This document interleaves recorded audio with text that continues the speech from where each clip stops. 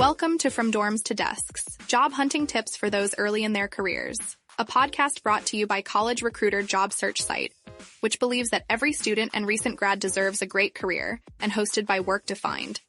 Join our AI co-hosts as they dive into tips, tricks, and insights that will help you land your next part-time, seasonal, internship, or entry-level job. Let's get your career started. If you walked into a federal agency today, expecting that safe, sleepwalking 30-year career that your grandfather had, you would honestly be eaten alive by lunchtime. Oh, absolutely. Eaten alive. Right. I mean, the government pension hammock is completely dead. So, welcome to this deep dive, where we are looking through the lens of high-volume hiring to analyze what is basically the ultimate case study in mass recruitment and organizational redesign. Yeah, we are talking about the 2026 United States federal government. Exactly. And look, if you are a mid-level manager or an early career professional and you're weighing your options right now, you need to know that the safety net you were promised growing up did not survive the winter. No, it really didn't. The foundational architecture of civil service employment has been, it's been fundamentally rewired from the ground up. It's wild. We are looking at a system that has totally transitioned from prioritizing extreme stability and risk mitigation to, demanding hyper-agility and actually thriving on high turnover. Which is the exact opposite of what we usually think of when we think of government work. And to understand the mechanics of this massive shift, we are unpacking a really fascinating new piece of market analysis from College Recruiter. Right. The one published on March 16th, 2026. That's the one. It maps out the concrete pros and cons of working for the federal government under the current Trump administration's restructuring. But before we get into it, I need to put a big disclaimer right at the top. Definitely necessary. Because this article deals with some seriously massive governmental shifts and presidential policy alignment, we need to establish our ground rules for this deep dive. We're putting on our high-volume hiring hats here. We're looking strictly at the mechanics of these policies and the raw reality of the job market data. We are not here to take political sides or debate the administration's ideology. Right. Our only goal is to act as your guides through the factual reality of what an applicant faces when they click Apply Today. We are completely impartial here. Exactly. So, okay, let's unpack this. The data really dictates our whole conversation today. It does. We're looking at recruitment metrics, retention incentives, HR law, all of it. And the most glaring data point dominating the landscape right now is what the article calls the Great Thaw. The Great Thaw. I love that term. It's very descriptive. Right. Because to understand the jobs being posted today, you really have to understand the massive void that was created over the last 18 months. Yeah, let's talk about that void. The 2025 mass buyouts. Oh man, the buyouts. Throughout 2025, agencies executed these incredibly aggressive workforce reduction mandates. And they didn't just trim the edges, right? No, not at all. They offered substantial buyout packages that were targeted really heavily at mid to late career civil servants. Which is huge, because when you incentivize early retirement at that kind of scale, you don't just lose your headcount. You are completely hollowing out the institutional memory of these departments. Exactly. You lose the people who know where all the bodies are buried, figuratively speaking. The government underwent this severe hiring freeze while the organizational charts were essentially erased and redrawn. But now, here we are in the spring of 2026, and the freeze is finally lifting. Yeah, the thaw is here. If you look at the federal job boards right now, or if you just walk into any university career fair, the recruitment apparatus is suddenly running at full tilt. They are desperate to backfill these critical infrastructure roles. But the environment they are hiring into is completely alien compared to the legacy workforce. I mean, taking a federal job used to be like getting on a slow-moving, incredibly safe train. That's a great way to put it. Right. You get your ticket, you sit in your seat, the train moves at this very predictable, union-protected speed, and then 30 years later, you arrive safely at your pension. And you didn't really have to steer. Exactly. But reading the mechanics of this great thaw, the new federal workforce is more like jumping onto a moving motorcycle. Oh, wow. Yeah. You have to balance yourself, you have to lean into the turns, and the institution is absolutely no longer absorbing the risk of the journey for you. So my question for you is, has the fundamental psychology of the civil servant just had to change overnight? I mean, yes, completely. The erosion of that safe harbor mentality is, it's the defining psychological shift of the 2026 civil service. Because the train tracks are gone. Exactly. Yeah. When you ride the train, like you said, the tracks dictate the direction, and the steel frame protects you from the elements. Right. In a bureaucratic context, that steel frame was the layers of middle management, the rigorous adherence to standardized processes, and a culture that literally rewarded tenure over rapid innovation. If you just stayed in your seat, you got promoted. Exactly. Oh. But the administration viewed that exact structure as bloated and completely unresponsive. So by executing those buyouts and lifting the freeze under these new operating procedures, the burden of success and, honestly, the liability of failure shifts entirely onto the incoming employee. You are steering the motorcycle now. You steer the motorcycle, and if you crash, it's on you. So if the slow train is decommissioned, you obviously can't use the old ticketing system to get on board. Right, the old HR filters don't work for this new reality. If the government is demanding a workforce capable of driving this high-stakes, high-speed machine, how does the new human resources apparatus evaluate who actually gets the keys? Well, they had to completely dismantle the traditional credentialing filters. Which brings us to the first major pro in the article. Yes, what College Recruiter highlights as the skills-first revolution.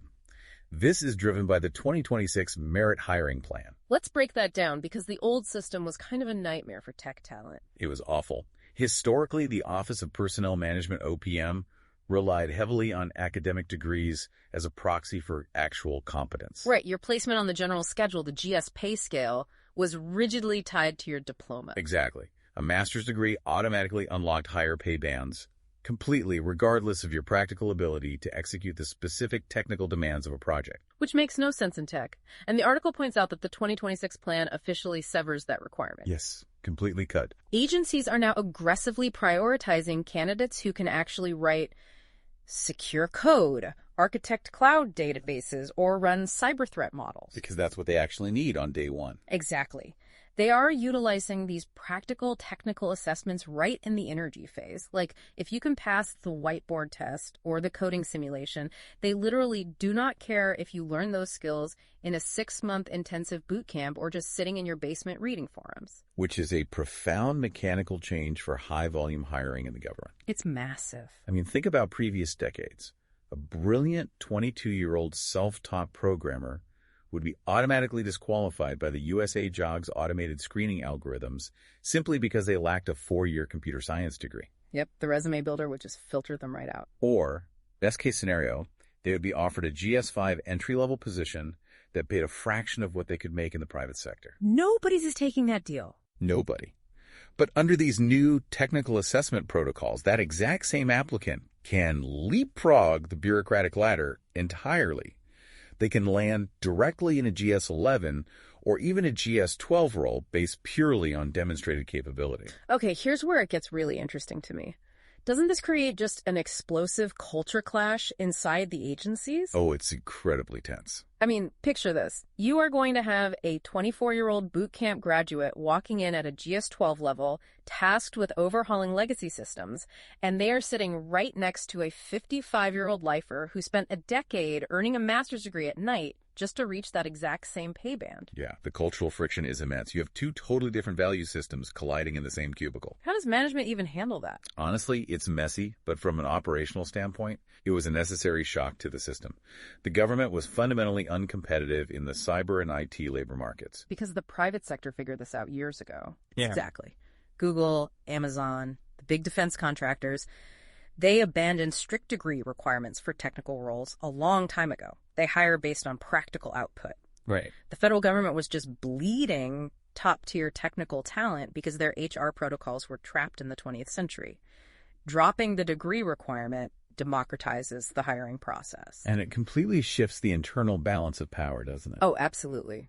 Power in these agencies used to be concentrated among those with elite educational pedigrees and decades of tenure. The ivory tower folks. Right.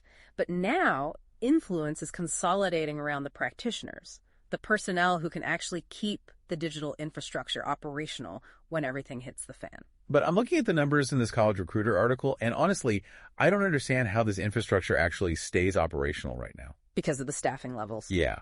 Let's talk about this 4-to-1 attrition rule. Yeah.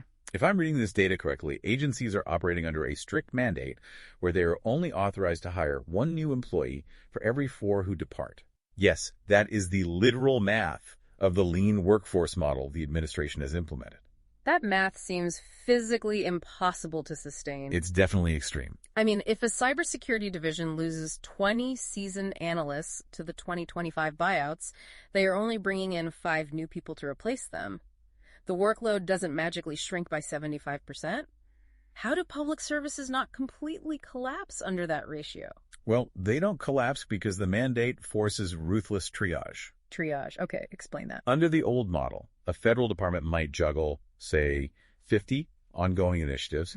And honestly, a lot of them were legacy projects or low priority research that just kind of carried over year after year. Stuff that didn't really move the needle. Right. But when you reduce the headcount by 75%, you have to stop doing everything except what the executive branch deems absolutely mission critical. You just drop the other projects. Exactly. The scope of the agency's function narrows dramatically, but the intensity of the work for the remaining staff just skyrockets. It's wild. Managing the 2026 federal workload under a 4-to-1 ratio isn't just, doing more with less. No, it's way beyond that corporate cliche. It's like being an air traffic controller where they've fired 3 of your colleagues, they catch all the airspaces open, and you have to run all 4 radar screens by yourself.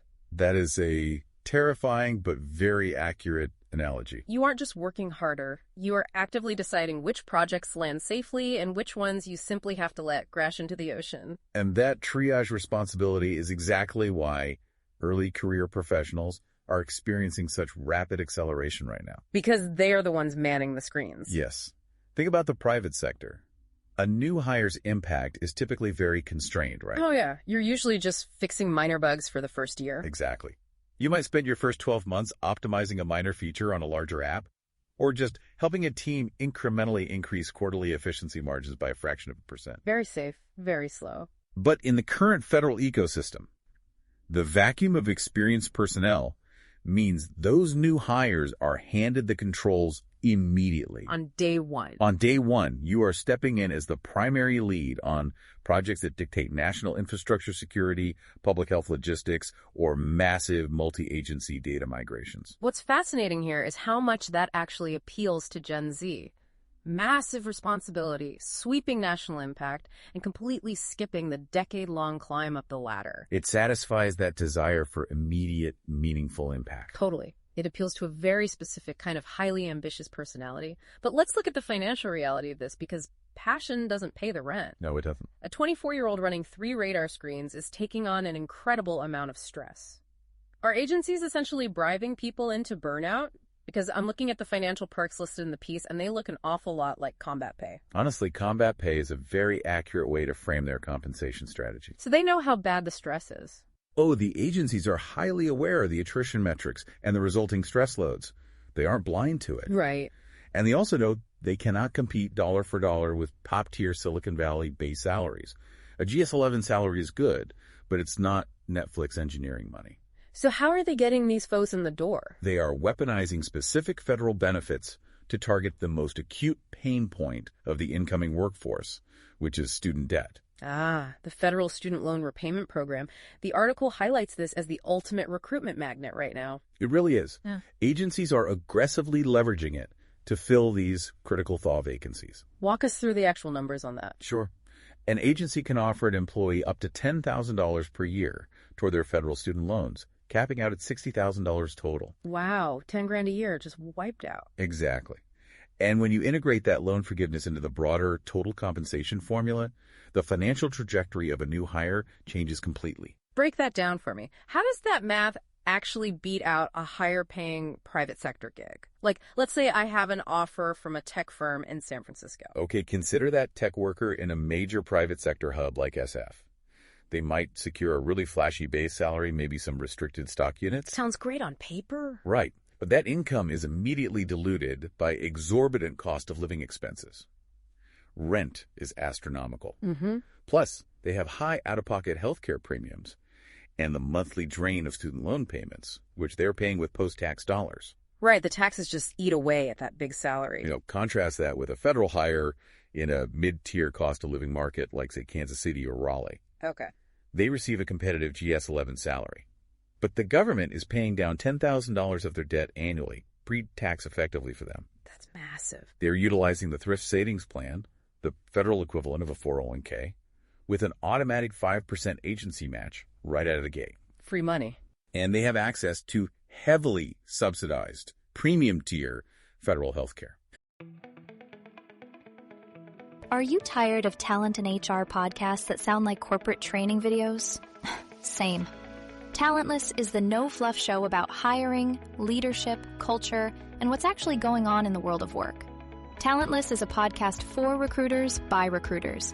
Hosted by Desiree Goldie and Ashley King, they're smart, occasionally salty, and never afraid to say what everyone else is thinking. Listen wherever you get your podcasts and subscribe at talentlesspodcast.com.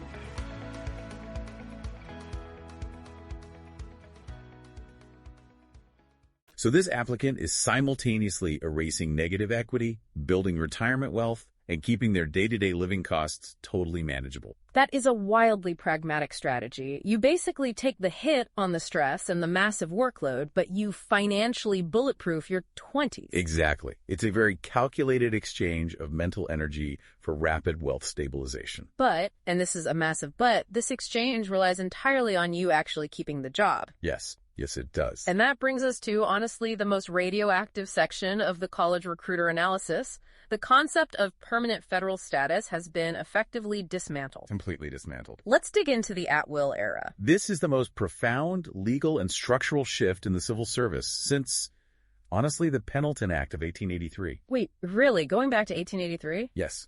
The implementation of the new schedule policy and career designations systematically strips due process protections from vast swaths of the mid to senior level workforce. Okay, I want to make sure I really understand the mechanics of this because due process is a term that gets thrown around a lot in HR. But historically, what did that actually mean for a government employee? Prior to these structural changes, once a federal employee successfully completed their initial probationary period, usually a year, they legally acquired what are called property rights to their job. Property rights, like they owned the job. Legally, yes.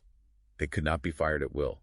If an agency wanted to remove them for poor performance or conduct, they had to navigate an incredibly complex, multi-layered apparatus that was heavily monitored by the Merit Systems Protection Board, the MSPB. And that wasn't a quick process, right? Oh, not at all. It required extensive documentation, mandated performance improvement plans that could last for months, and it allowed the employee multiple avenues for appeal. Like actual legal appeal? Yes, up to and including federal court. The system was intentionally designed to be incredibly cumbersome. Cumbersome to insulate the workforce from political retaliation, right? Exactly. Like, so a new president couldn't just walk in and fire 1,000 climate scientists or tax auditors who were just doing the jobs Congress mandated them to do. Precisely. The insulation prioritized continuity and legal compliance over speed. It kept the machinery running regardless of who was in the Oval Office. But obviously the current administration sees it differently. Very differently.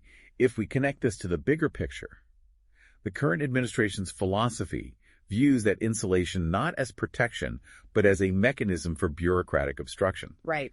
If an executive directive is issued and the career civil servants drag their feet, citing process, precedent, or regulatory friction, the administration sees that as an unaccountable shadow government, essentially blocking the democratic mandate. They view the slowness as active sabotage. Exactly. So the new schedule designation solves this from their perspective by reclassifying these roles as at will. It ties their employment directly to their alignment with executive policy. The article notes that if your work is deemed misaligned with presidential directives, you can be removed instantly, without the whole MSPB appeals process. Instant termination, just like the private sector. It turns a government agency into a Silicon Valley startup. You are only as valuable as your immediate execution of the CEO's latest pivot. That's a perfect comparison. I mean, if the administration changes direction on a Tuesday and you are still executing Monday's protocol on Wednesday, you aren't just behind schedule, you are misaligned and you are out. It creates a hyper-reactive workforce. Institutional memory and long-term planning are completely sacrificed in favor of immediate, frictionless execution of the current administration's goals. And this demand for absolute alignment isn't something they just evaluate once you've been on the job for 6 months. Oh no, it starts way earlier than that. According to the 2026 merit hiring plan detailed in the article, this filtering starts at the application phase. We really need to talk about the 4 essays. The essays, yes. The introduction of a direct political alignment metric right into the standard application process. It's wild to me. This is where the tension between a neutral civil service and a responsive executive branch becomes highly visible to everyone applying. So the plan requires all applicants for GS5 positions and above to submit 4 essays articulating their commitment to American ideals and presidential policy alignment. That's right. 4 distinct essays. If I'm looking at this purely from a talent acquisition perspective, isn't this a massive unforced error? How do you mean? Well, if I am a brilliant, highly sought-after data scientist, I am not writing a 4-page loyalty pledge to prove my commitment to efficiency goals. I'm just not doing it. And because you have options. Exactly. I'm going to take a job at a defense contractor or a tech firm where my technical skills are the only metric that matters. Doesn't this essay requirement filter out the exact high-tier independent talent the Skills First initiative is desperately trying to attract? You've hit on the core paradox of the entire current recruitment strategy. Right. It just seems contradictory. It is. The government is opening the door wider by dropping degree requirements to get these tech folks, but they're simultaneously installing a highly subjective political filter right in the doorway. It makes no sense for high-volume hiring. From a pure HR perspective, this absolutely causes massive talent attrition. Highly skilled candidates, like you said, have options, and ideological litmus tests create immense friction in the application pipeline. It just selects for sycophants. You aren't getting the best engineer. You are getting the engineer who is most willing to parrot the administration's talking points to get a job. Well, the administration's counter-argument is rooted in this deep paranoia of obstruction. Paranoia of the deep state stuff. Essentially, yes. From their perspective, a brilliant data scientist who is fundamentally opposed to the administration's policy goals is actually worse than a moderately skilled data scientist who executes the goals enthusiastically. Because the brilliant one might slow things down on purpose. Exactly. The administration argues that a purely neutral civil service is just a myth. Everyone has biases. And if those biases run counter to the elected executive, the resulting internal friction slows down the machinery of government. So the essays are basically a blunt instrument designed to screen out potential bureaucratic resistance before it even enters the building. So what does this all mean for you, the applicant? If you value a strictly apolitical workspace where your personal philosophy doesn't intersect with your technical output, government work in 2026 is structurally hostile to you now. It is. The days of leaving your politics at the door are over. You literally must be willing to put your name on documents affirming the current administration's specific policy directives just to secure an initial interview. Functionally, yes. You have to actively demonstrate alignment. There is no hiding in the background anymore. Okay, so let's follow the timeline for a candidate who actually decides to go through with this. Sure, let's walk through it. An applicant decides the financial package is worth it. They write the 4 essays. They bypass the degree requirement via a whiteboard technical assessment. They accept the at-will reality of the schedule designation, and they walk into the agency as a GS11 on day 1. Okay, they're in the building. What is the physical day-to-day reality of that job actually going to look like under this lean workload trap we talked about earlier? The day-to-day reality is defined by an extended, rigorous probationary period operating under extreme resource constraints. Because of that 4-to-1 attrition rule? Yes. That rule ensures that the backlog of work is constantly overflowing. There is never a slow day. Because you are actively manning 3 abandoned air traffic control screens. Exactly. And because the government has removed the safety net of the MSPB appeals process we discussed, that probationary period is an absolute crucible. You can't just coast. No, you cannot afford to let projects fail. But simultaneously, you do not have the manpower to succeed on all fronts. Which means you are working nights and weekends. It forces early career hires into a state of chronic overwork. Yeah.